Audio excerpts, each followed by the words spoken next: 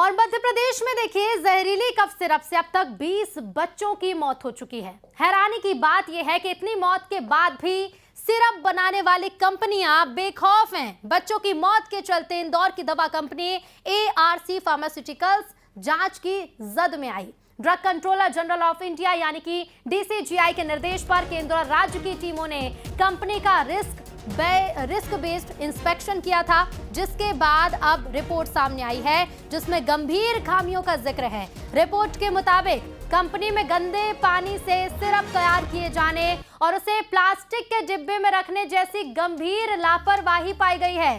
जांच टीम ने पाया है कि कंपनी दवा निर्माण से संबंधित तय मानकों का पालन नहीं कर रही थी, जिसे बाद में ARC कंपनी में सिरप उत्पादन तत्काल प्रभाव से बंद करा दिया गया और रिपोर्ट के आधार पर आगे की कार्रवाई की जा रही है। न्यूज़ 18 की टीम ने ग्राउंड रियलिटी चेक किया तो फार्मा कंपनी के अंदर कई सारी खामियां मिली। तमिलनाडु के श्रीसन कंपनी की तरह फार्मा कंपनी नियमों को दरकिनार कर कफ सिरप बना रही थी।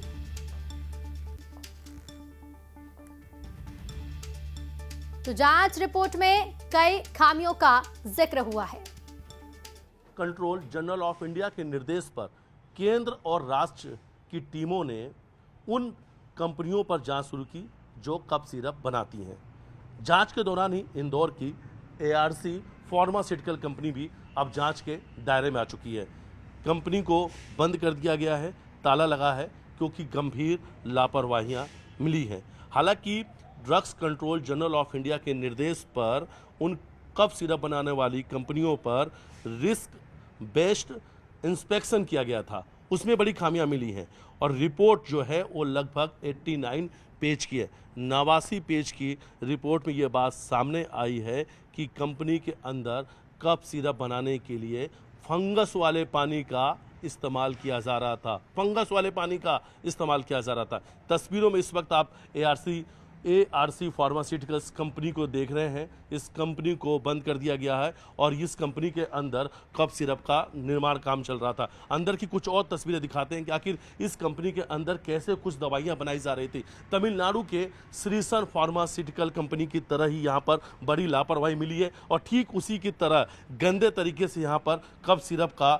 उत्पादन किया जा रहा था और यहाँ से कई सारी दवाइयाँ अलग अलग राज्यों में भेजी भी जा चुकी हैं। हालांकि तत्काल ही इन कंपनियों के सिरप पर रोक लगा दी गई है और इस वक्त इसको लेकर बड़ी जांच चल रही है। लेकिन 89 पेज की जांच रिपोर्ट में ये बात सामने आई है कि कंपनी में लगभग 216 खामियों का मिली है। 216 खामियों का जिक्र उस रिपोर्ट में और जिसमें 23 क्रिटिकल है। इनमें बताया गया कि यहाँ फंगस वाले पानी से सिरप बनाकर प्लास्टिक के गंदे डिब्बों में रखा गया था, फिर इस गंदे और बदबूदार कपड़ों से छानकर बोतलों में भरा जा रहा था। जिस डाइथिलीन ग्लाइकॉल और एथिलीन ग्लाइकॉल की मात्रा में गड़बड़ी से बच्चों की मौत हुई है, उसे जांचने की प्रक्रिया कंपनी के पास नहीं मिली है।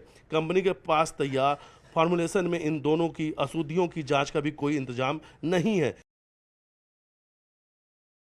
और अब बड़ी खबर दिल्ली से है। मध्य प्रदेश